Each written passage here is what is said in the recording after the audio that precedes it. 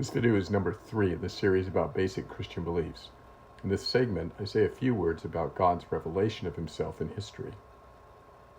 When we think about God revealing himself in history, we often think only of God breaking into the human scene at a specific point in time, like he did when he sent his Son into the world. While it is true that God has revealed himself at specific moments in history, we also need to remember that it is also true that all of history reveals God. The Bible teaches at Romans 8:28 that God causes all things to work together for the good to those who love him, who have been called according to his purpose. This passage teaches that God oversees all of history to bring about his good purpose and to bless the people he loves. The continual care that God exercises over his creation is known historically as the doctrine of God's providence. The Bible is packed with examples of God's providential care.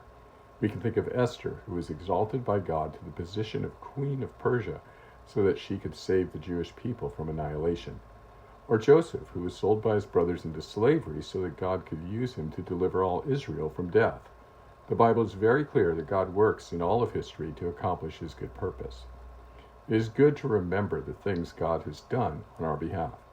Many of the Psalms show David's response to meditating on God's faithfulness in history.